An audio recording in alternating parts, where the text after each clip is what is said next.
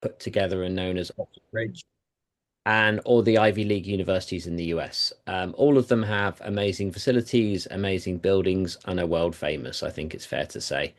But with anything that's very, very world famous, everybody else wants to go there too. So, of course, it's very, very competitive to get in.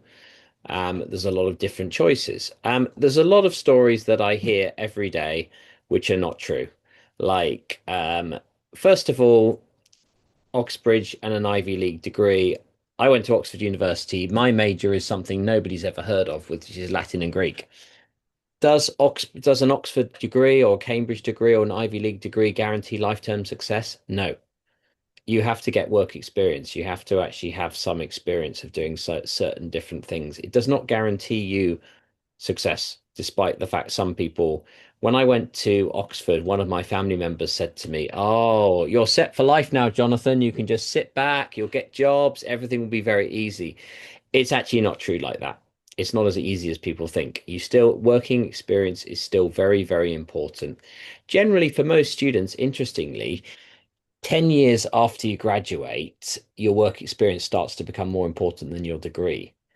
In my career, I think I've only ever shown my degree about 5 times to get work visas, but not really. Like many companies don't even ask about your degree now. They ask more about your experience because as you get older, you can see the grey hairs coming. As you get older, you kind of have that kind of thing where the working experience is more important.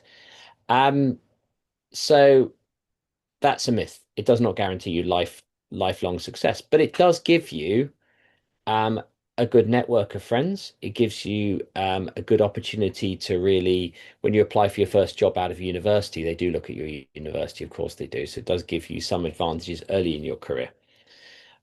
People say the application process is unclear, not true. Quite simply, the UK one, Oxbridge, I'll go through in a moment, is not unclear. The Ivy League universities are more complicated. The US applications are more complicated than the UK. I'm not going to hide that from you. That's definitely true. I think, it's like it comes down to what you want really and what major you want as well. You do not need to be exceptional to apply. In my class at school, I remember I thought to myself, should I apply or should I not apply? In my history class, there was 25 students. I was probably ranked number three out of 25 in my history class at A level. And Latin and Greek, there was only three of us. So you couldn't really, whether you're ranked one, two, or three is irrelevant because there was only three students. So that doesn't really matter. But you don't need to be absolutely amazing to apply. You only also need three A levels to apply. You don't need four A levels. People always think you've got to do lots and lots of subjects.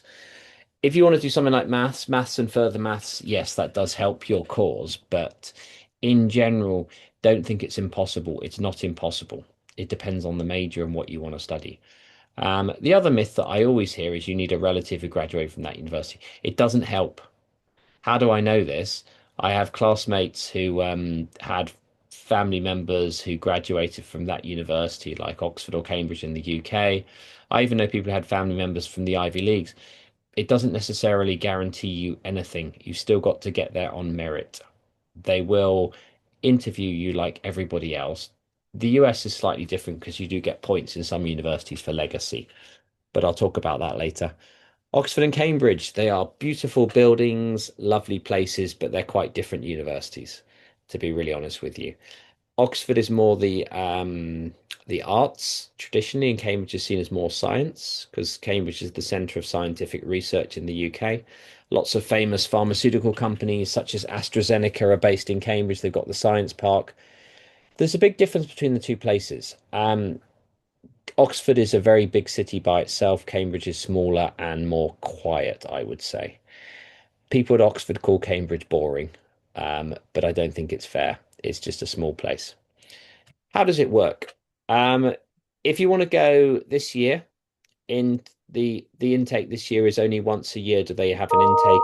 It starts in October. Um, it's impossible this year. UCAS is closed for this, has been for a long time. The deadline is generally the 15th of October every year.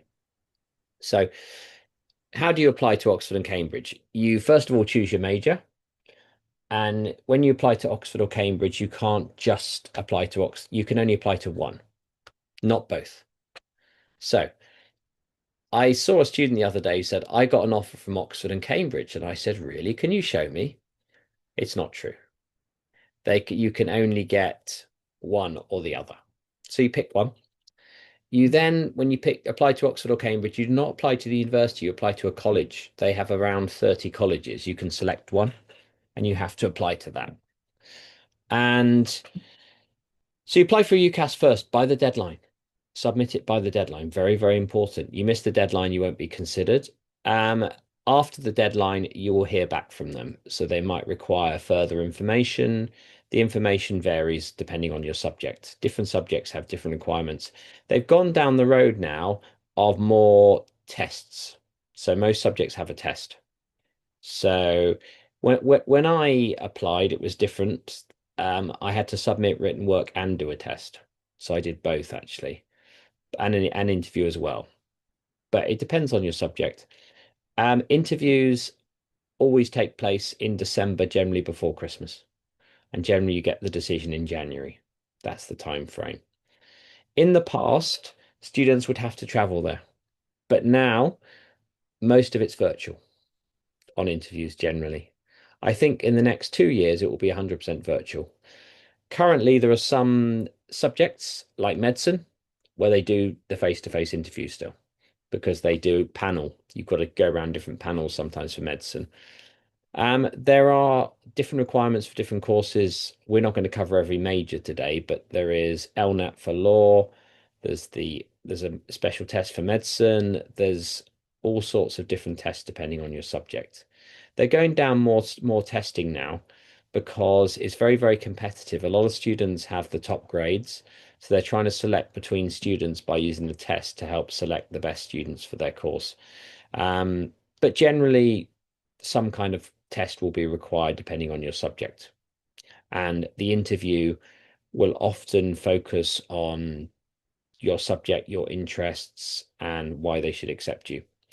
Um, your predicted grades are very important. If you apply when you finished high school, like some people do, it's much easier because you will not need, you will just need your final grades. That's okay. Um, some people say to me, "Oh, this year, can I apply in August for clearing?" Clearing is the university admissions clearing system in the UK. I'm sure you're all familiar with it. Basically, this is when universities have places still available on certain courses. Oxford and Cambridge never enter this. Forget it. They are full. They have made a lot of offers. They quite often have no spaces, usually.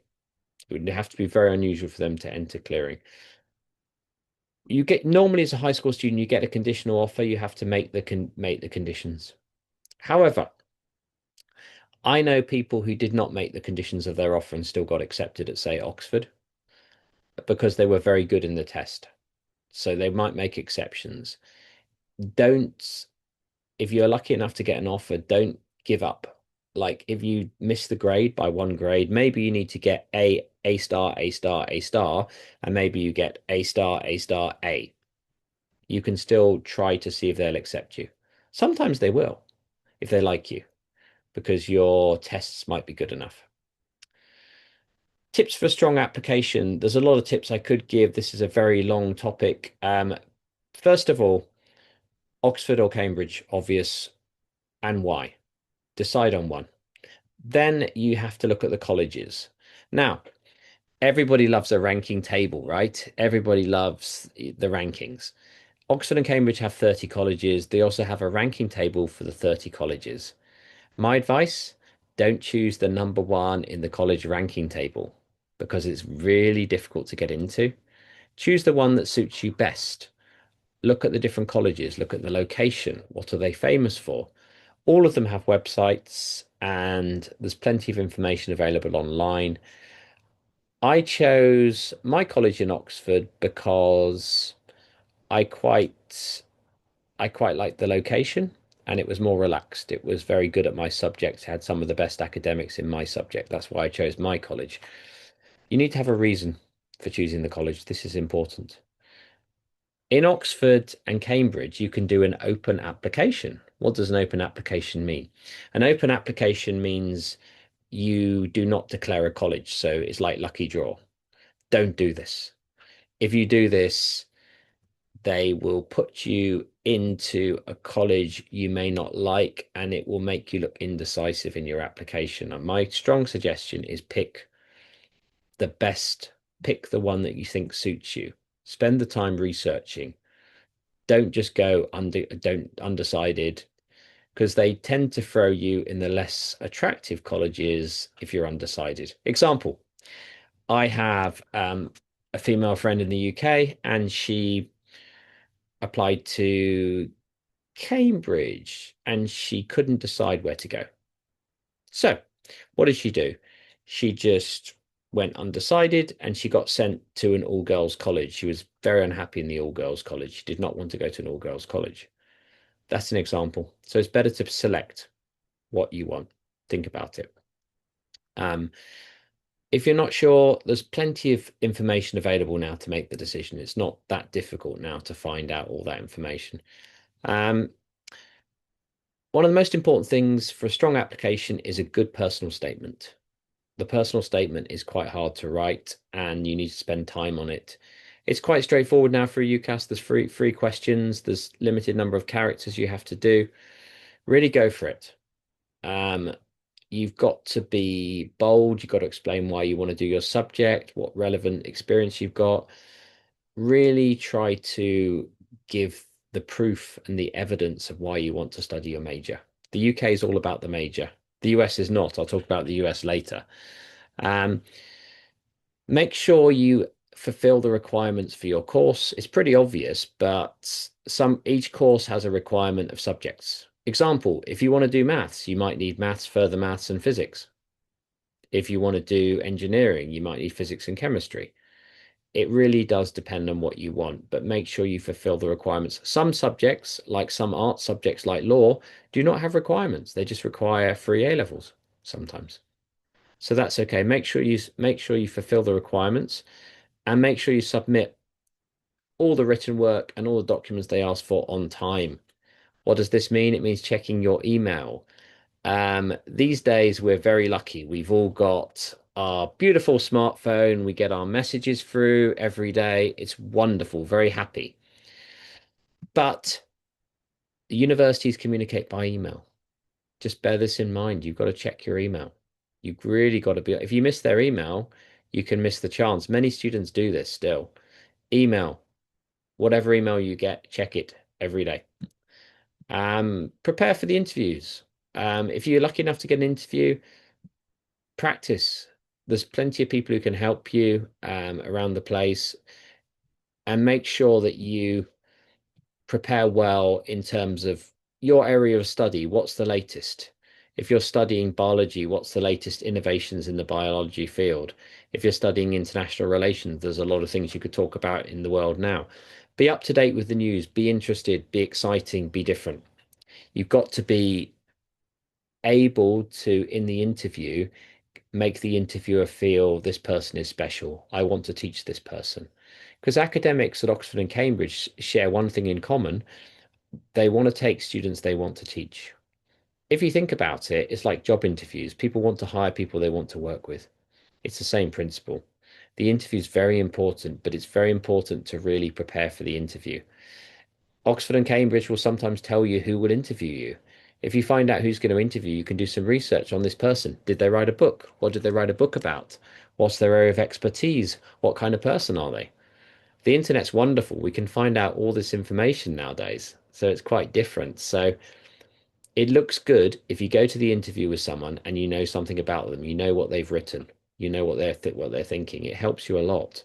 You're in a position of strength. You then should feel confident for your interview. Because interviews are sometimes how you are on the day, but if you prepare well, it's very important. It does make a big difference. You can feel more confident to go in there. Um, the US is very different for application. And the Ivy League universities, these are the ones that are considered the Ivy League universities. You've got Brown, you've got Columbia, Princeton, Cornell, University of Pennsylvania, Dartmouth College, and Yale. It is different. I have friends who actually went to all of those. Some friends from Oxford actually went to Yale, for example, for a PhD later. Um, First of all, if you're thinking about applying for the Ivy League universities in the US, there's a tactic. You have to think about which one, to be really honest. You have to target one. You have to think very, very carefully. You have to think about which one is it? Is it Princeton? Is it Yale? Is it Harvard? What do I want? It might be that you decide the Ivies are not good for your subject. There's lots of outstanding universities that are not in the Ivy League list. Let's be really honest about this. There are lots of really outstanding universities in the US. There's UCLA, UC Berkeley to name two, but there's lots of others. University of Michigan, there's lots of outstanding universities. If you're going to apply to the Ivy League universities, I normally suggest pick one and then do your strategy. Strategy, US admissions is more complicated than UK admissions. You have certain rules and deadlines. And each university in the US often has a different deadline, which makes it a headache to apply. So you've got to be very organized. Um, the US operates for university admissions something called early action or early decision. What does this mean? It means you select one. So you select one university. So, for example, I select Yale, and I'm going to, so you apply there first by an early deadline. Um, but the rule is if you decide Yale is early decision, for example, you have to enroll. So if you get the offer from that university, you have to enroll. You're only allowed one early decision application. And in theory, you have a better chance of getting in based on the statistics. But I'll tell you something. The statistics sometimes tell us a lie because, in fact,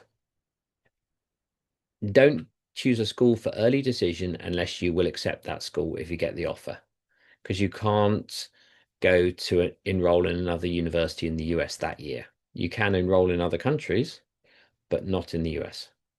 So you then have to wait another year. So this is a very, very big decision in your life. My advice to you is you have to be certain. If you're certain, go for it. This should be like, because these are very tough to get into, but it will give you a slightly better chance because they'll assess you early and they know that the early decision applicants have to take them if they get the offer. So of course they're going to make offers, and generally the better students will go for early decision, generally on the statistics. They have higher SAT scores, they have higher GPAs, etc., etc.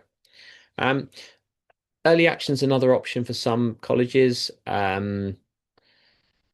It's a little bit complicated now because there's early action one, and places like NYU, New York University, operate early action two.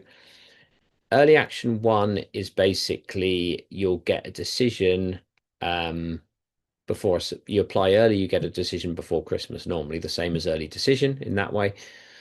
And it's not binding. You don't have to accept the offer. Um, so it gives you more freedom. So generally, most people would rather have early action than early decision because it's more flexible. Both of them are worth considering tactically if you want to apply for US top universities. So yeah, I think this is something to really research when you're looking at your choice of colleges. So how does it work? Students for the US, in the UK, they apply through UCAS. In the US, you apply through the Common App.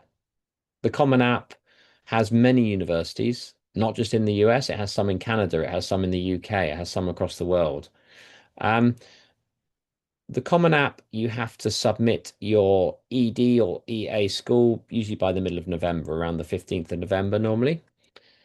And then you have to, yeah, then basically you'll get the decision by Christmas in theory. Um, Usually by middle of December, say. And then the regular decision deadline is usually middle of January, roughly. Universities operate differently across the US. It's hard to give you an exact time frame for the US, but the regular decision offers come out by, I'm going to say around now to mid-April. It's different for transfer students in the US. They come out later. Um, so I think the time frame is when you are, if you're on a high school system that's a 12-year system, when you're in year 11, you need to start planning your US applications, really. You need to start looking at your colleges, looking at your list, and have your SAT done to prepare your SAT. Because SAT sometimes takes people a couple of attempts to get the right score. And if you're aiming for the Ivies, 1500 minimum is what you need for SAT. If you're below that, it's very, very tough. So how does it work? You need SAT or sometimes TOEFL, IELTS, it depends but you need top scores in those. So in year 11, SAT, TOEFL or IELTS, have that done, and then you'll be in a good position. Um, you can also do SAT or ACT. You can choose which one would be better. The scores are very important, actually. Some some colleges in the US test optional, but these days it's going down the road of everyone is going compulsory testing again, unfortunately.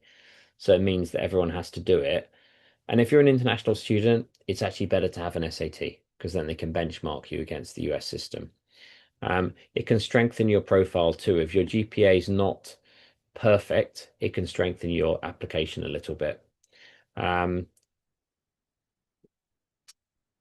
Note that some courses are accepted. So A levels, IB are all accepted for the US. There's a myth that A levels are not accepted. A levels are accepted. Um, so my suggestion is to research very carefully the rules on early action, early decision, and look at the policy of the universities you want to apply to. Columbia um, might be test optional this year, it might not be next year. It does depend year by year. So research it, make a list, and I would create a list of the colleges you want to apply to first and list on there SAT required, yes or no. Early decision, yes or no. Early action, yes or no. Some schools do run early action too, or early decision too. So there's lots of different intricacies in the system. Make sure you have a CV with all your background.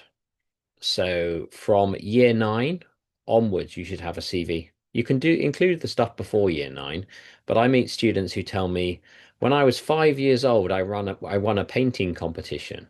Here's my certificate. This is not what they want to see. It's more the more recent stuff is important. Sports, music, extracurricular, charity work, even travel, even travel. Anywhere you've been to, what did you learn? What did you do? Any volunteering? Anything you've done outside of school, anything, academic and non-academic, list everything. Don't think, but generally it's very important to keep awards. Like some students tell me I'm very good at karate. Great. What belt are you? Are you black belt? No. Do you have any belts? I have a white belt. I just like karate. That's not useful. You need to have something that's verifiable and some activity that you stick at it. It's not the number of activities you do, it's the quality, not the quantity. So if you do karate or taekwondo, what belts have you done? If you do art, have you entered competitions? What have you done? Have you got some examples of your work? That's the type of thing that's very important. Um, so the Common App does have essays as part of it, but Harvard and the others also have supplementary materials as well that are very, very important. So Harvard also has, like, for example, extra essays that you have to do. If you want to see the hardest essays, in my view, University of Chicago's essays every year are the hardest ones to do. Um, so yeah, that's something to think about. So how do we give ourselves a stronger application? We do. Extracurricular activities are so important, um, I would say. They do not replace your GPA, though. Your GPA is fundamental too, but you need to have good academics and then extracurricular, leadership, commitment, something. Leadership doesn't mean you have to be the leader, by the way. You can be in a team and you could be like somebody who took on a leadership role at halftime in a game of football once. You can give some examples, but it doesn't have to mean you are the actual leader. The essays, you need to write thoughtful and personal essays. It's more about your character for many subjects in the US. Um, UK is more academic, your major. US is more about you. Why me? I've got a perfect GPA, so is everyone else. Show us the difference.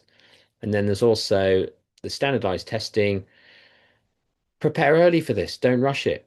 Give yourself enough time to do SAT twice if you need to. Don't be in a rush. SAT is important now.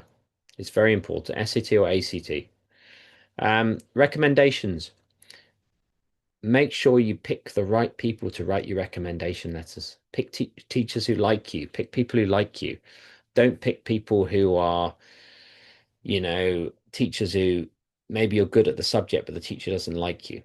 Try to pick the right people to give you good recommendation letters. Okay, the time frame, Oxbridge is the earliest time frame for this, but the US applications take longer to prepare. And if you want to do both, you really need to prepare in year 11 of high school. If you're on a 12-year high school system, you need to prepare the second to last year of high school.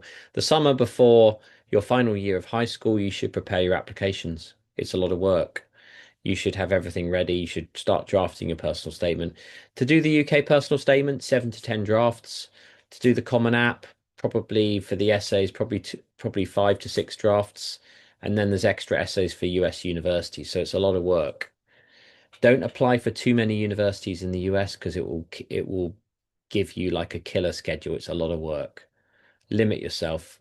UCAS, you've got to select your choices on UCAS. That's set. And UCAS, you can apply to some universities outside UCAS. For UK universities, I recommend UCAS and not the Common App, by the way. You can apply for some universities through the Common App, but UCAS is better. Okay, so let's have a look at the data of the acceptance rates. So Oxbridge is generally acceptance rate for around 13 to 18%. It's very difficult to give you exact data because you've got to put together Oxford and Cambridge. Um, some majors less than 10%. Law and medicine, probably less than 5% even. The Ivy League, on the other hand, on the statistics is more competitive. It's 3 to 8% overall. International applicants are even lower. This is all applicants. It's very, very, very tough. I would say for most students, your chance of success to any one of these is less than 5% for most people. Um, when I tell people this, they feel very sad.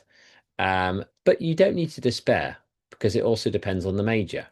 We've had students before, I will mention an example later, who, can get off the wait list for top US universities like UCLA.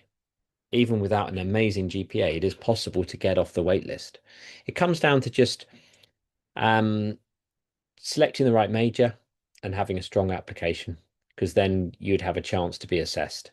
Oxbridge, you need to get the interview. Ivy League, you just need to compete by having a really strong overall application to get through the rounds. My theory of how admissions will go is I think there'll be more universities asking students to do videos in the future, record themselves and say something about themselves. There'll be more of this. I can see it becoming more interactive. I can see it going this way already. Um, because it's quite convenient then. The university can assess you in a different way. I think there's going to see more of this because the world is changing. We've got AI. AI has made it very difficult to assess college essays now because a lot of people we know are using AI to create their essays. So overall, if you look at it, um, Oxbridge is on paper slightly easier to get into than the Ivy League universities, but it does depend on your major, of course. And it's hard to say which one is easier in a way. Um, what can you do if you want to go to the US and you want to get a top US degree, but you can't get into Harvard, Yale, Princeton, or the top universities? Most people looking for the US are looking for the top 50 in the US News ranking. Many students aim for UCLA and UC Berkeley. They're two fantastic universities, different. in some ways, but both wonderful places to go to, both highly ranked in all the rankings, including the global rankings. Both different locations, different campuses, different philosophies in a way, but both of them are wonderful places to study. So, how can you access these? Um, and the advantage, of course, if you study in California, is it is the largest economy in the US.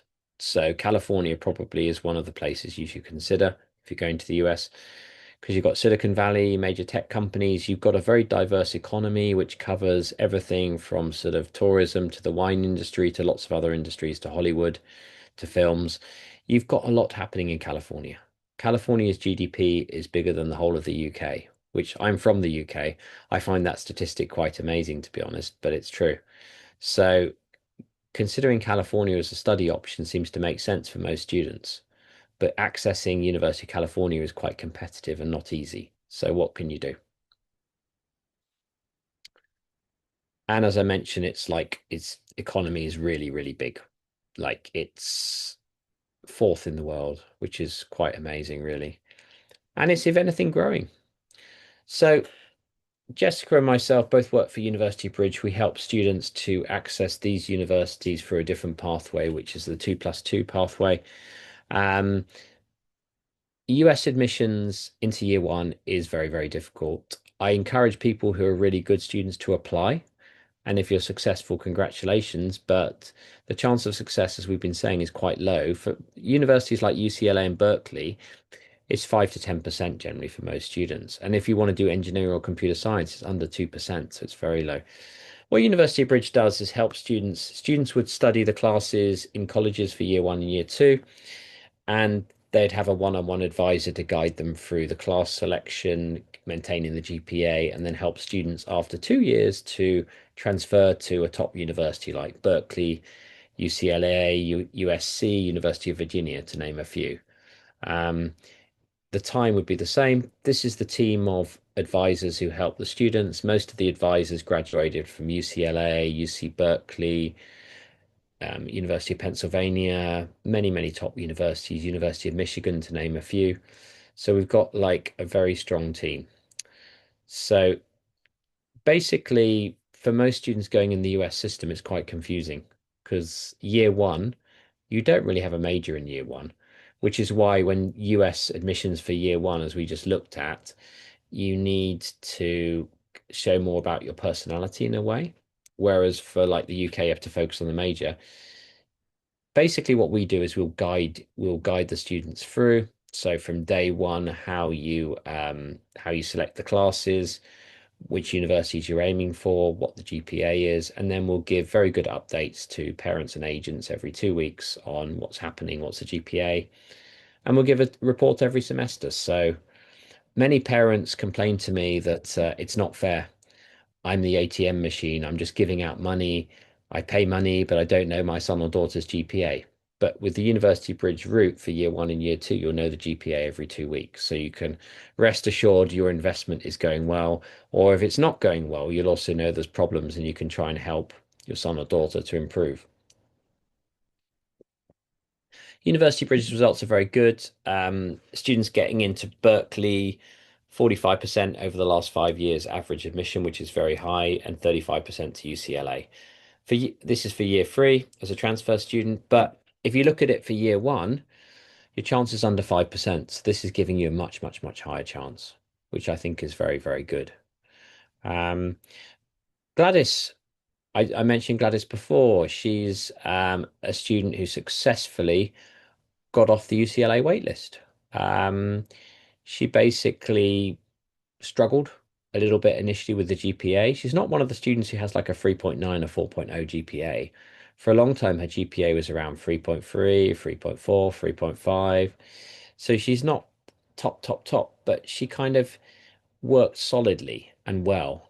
And she got waitlisted by UCLA and she was a bit disappointed to be waitlisted. But when you're waitlisted, you can then submit extra work sometimes. They'll give you the option to submit an extra essay. So she did that and then she got accepted. Um, and along the way, we helped her to find the right major. The lovely thing in the US with year one is you have flexibility of major. You can change your mind. Most students I know, they arrive in the US. I must do a STEM subject. I must do computer science. I must do this. I must do that. In reality, you don't have to. It is flexible. You can select something else. You don't have to do a STEM subject in the US. There's a misconception of that. And Gladys ended up with lots of very good offers. And, her background was not, she was not the strongest high school student either, but she did very, very well. Okay. So I've done a lot of talking, but I'm happy to answer any questions anyone would like to ask. Great. Thank you, Jonathan, for such an insightful session. I believe we didn't know before the breakdown of the application process, both to Ivy Leagues and Oxbridge universities. But while still reading, just to remind everyone that you can drop your questions in the Q&A box so we can discuss it further. But before that, while we're reading, I have a few questions as well. Well, as you know, right now, US became very popular topics in news. What updates do you have for us for the students currently studying in the US? Um, this year's students, speaking for University of Bridges students, they're doing extremely well. We just had a student who got into University of Michigan, which for US admissions, I should perhaps explain this. It's much more competitive to go out of state. If you study in California, transferring within California is easier. If you transfer to out of state, it's more complicated, more difficult. And University of Michigan's an outstanding school. So that was extremely good. And generally, um, I think students feel very welcome and happy in California and Seattle and the areas that University Bridge operates in. There's a lot in the news, there's a lot of things written about what's happening in the world, but actually, California is welcoming and friendly and offers a top education. I'm not going to get into politics. I try to avoid politics, but we can't miss the news in the world. It's affecting flights, it's affecting the price of oil, it's affecting people's daily lives. But a good education will always equip people for the future. And the US does offer a welcoming, very nice environment for students to study in. And the quality of the education is still there.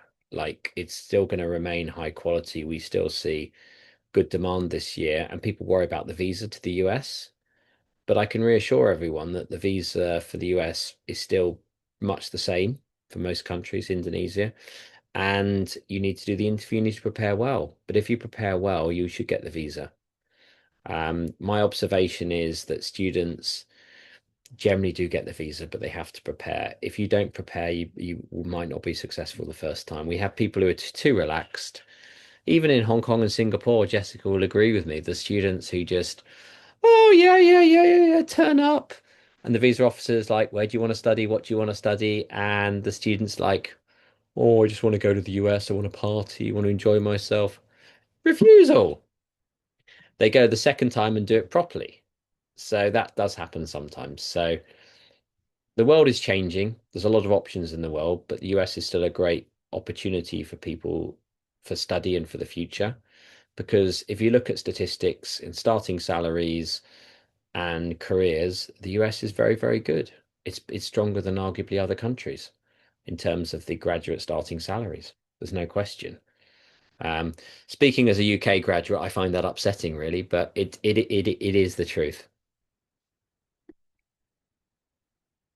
Okay, thank you for sharing. Maybe Miss Jessica, you want to add something about it?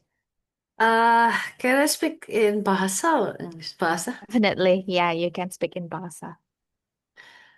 Ya, berita tentang perang, I think itu berefek ke nggak cuma US tapi seluruh negara. But again, seperti yang Jonathan bilang bahwa education is still there. Jadi, actually the headline dari newspaper itu, well seringkali pasti they make it like dibesarin lah hiperbola. Kenapa? Because they make money out of it. Jadi di US sendiri, even I ask my uncle, um, mereka juga nggak kenapa-napa, cuman pasti ada imbasnya adalah oil and gas naik di sana. Sama juga di kita juga fluktuatif kan harga bensin juga.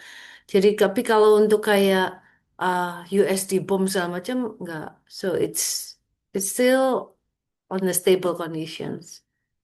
So you don't have to worry. Especially untuk yang anak-anak kan udah mulai coming up ya result untuk Common Apps. Jadi bagi channel partner dari Yes Education kalau ada yang apply ke True Common Apps dan mereka get rejected, jangan berkecil hati karena masih ada the second option untuk dia masuk ke top uni. Jadi enaknya di US bahwa untuk masuk ke top uni nggak harus dari tahun pertama, but you can give the second shot and di tahun ketiga as a transfer students.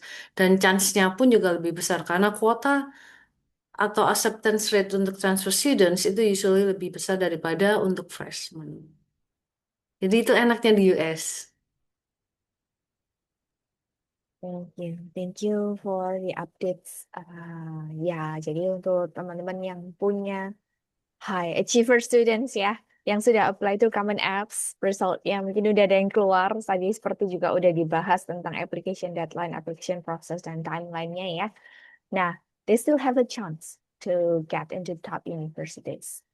But again, just like the tadi yang Jonathan bilang tentang visa interview ya, with the right support gitu ya, bukan cuman apa namanya aimlessly apa namanya apply gitu ya, tapi with the right support, they can get into the right university as well. Again, it's not about the top ranking universities, but it's about the best university that suits you well. Ya, jadi setiap university kan pasti different ya. Maybe Jonathan explained it earlier that even Oxford and Cambridge is different. Furthermore, the other universities, each universities are different, and University Bridge here will support you, like which university is best for the subject, which university is best for the students' interest as well. Yeah. So if you have any questions, feel free to chat in the chat box. Yeah. Ini, I think this is the first webinar after our Eid holiday. So everyone Ah, I Everybody still like see. vibes. absorbing things. People is still Yes. like, getting back Yeah. their soul into the work. Getting the mind refocused, right? It's like, yeah, I can Yeah. imagine. Yeah. Yeah, and we are talking about a pretty heavy topics. So Yeah, I do sense it's really heavy topic.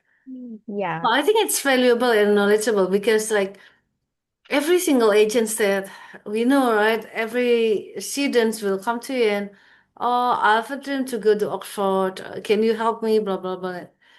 To Harvard, MIT, Stanford. And sometimes if we don't know anything, it can make us like, they're not going to trust you, right?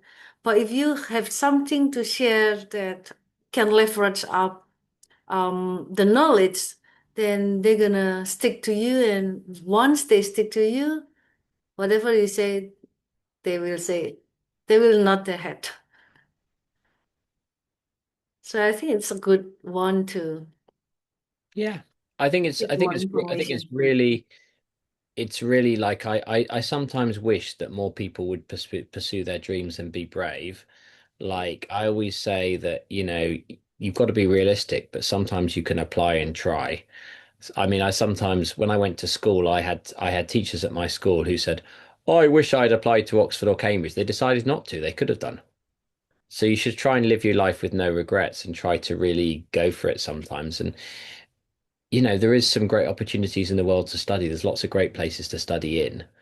And I think that's the thing that people should think about, but also planning early is very important now too. It's definitely good to plan as early as possible and do your whole plan.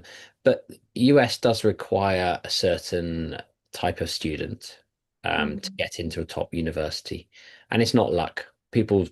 I have friends in the UK who say it's luck. It's not luck.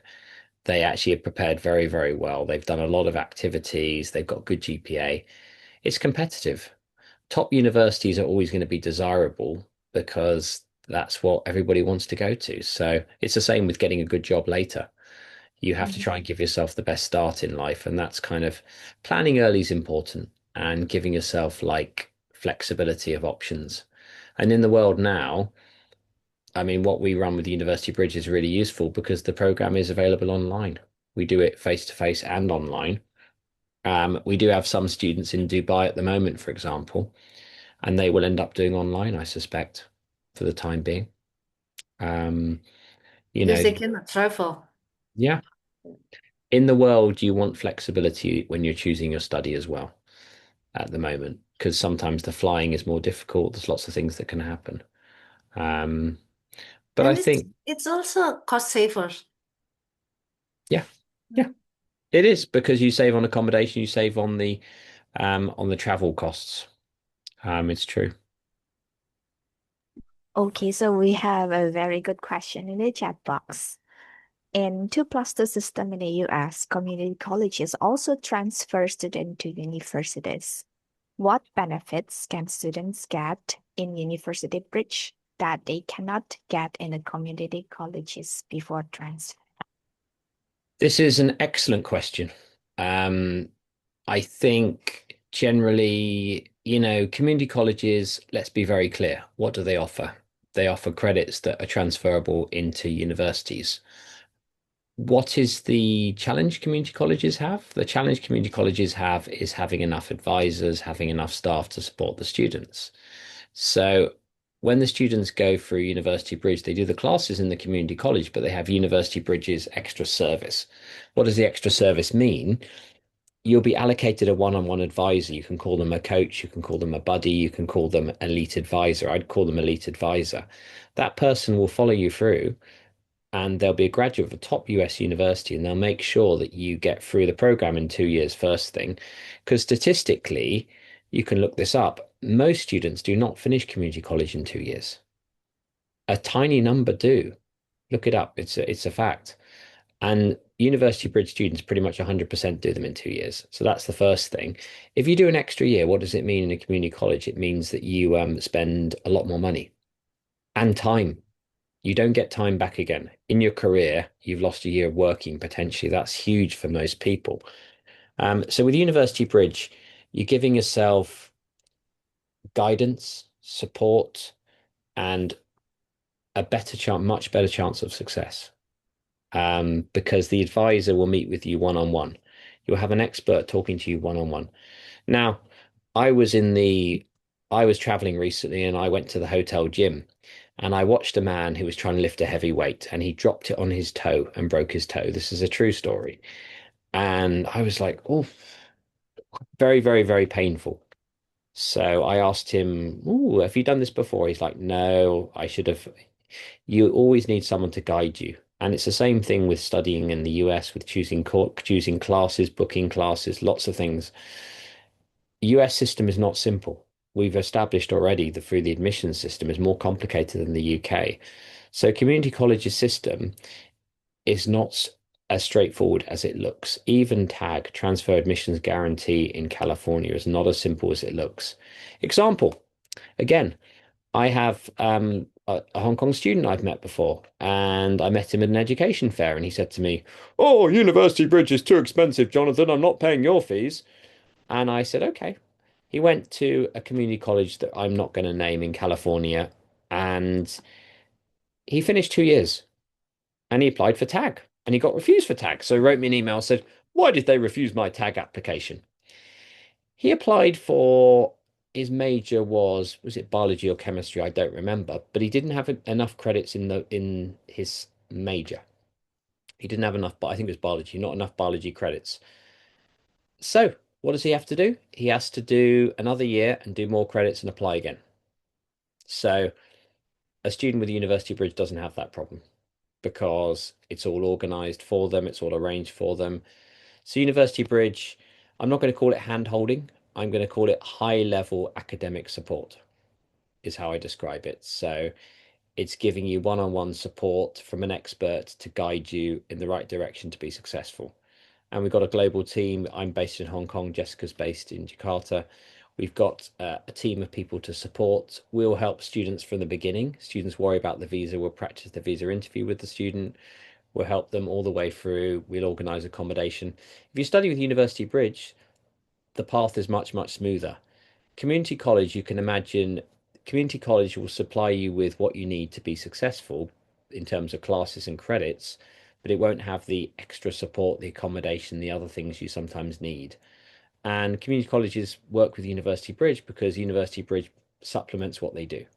We're not competing with them. We're not fighting. If a student chooses to go to Santa Monica or to go to University Bridge at Santa Monica, it doesn't matter. I just want the student to be successful. I'm not, if a student doesn't think it's worth paying the extra money and they can do it all by themselves, great. But beware of the pitfalls I just told you. Beware of dropping the weights on your foot. Beware of not getting the right credits for your major. Beware of what can go wrong. A lot can go wrong in the US system. Jessica, do you want to add anything? Yeah, to sum up, actually, to be honest with you guys, in community college, advisor is the key. And imagine how stressful it is when the students only meet with the advisor like 3 months, once in the 3 months. It's not gonna help them, truly, especially in their age. In young age, it's so hard for them to navigate the complexity of the US systems. Really, really hard. College much simpler, but then in reality, it's not that simple. So yeah, our service is actually like the high level service of community college. So we provide private advisors and to maintain the GPA as well in case one of your students get slip away. So advisor will help them how to make up the GPA so they can get into the desired university that they want. I would just add one more thing. You've got to bear in mind that community colleges in the US have mostly local students. And local students, I mean, we have advisors who are American who've been through the community college system, so I know this is true. Most advisors will still need an advisor to help them with the transfer essays or give them advice on transferring. So even Mm. American students use what's called in the US, there's a term independent education consultants.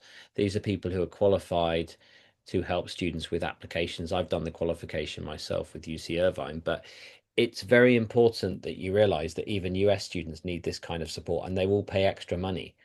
You know, how do kids get through some high school classes? They do tutoring. It's a similar type of idea in a way. It's that extra support to get you through because community colleges, the sticker price is very attractive because the sticker price in the US is one of the best value for money options there is.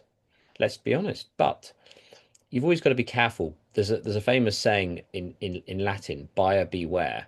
What does it mean? It means that like, you look online, you look at a flight, it's so cheap, so exciting. Years ago, I booked a flight that was really, really cheap and I was really excited. I didn't realize it had 3 stops on my journey.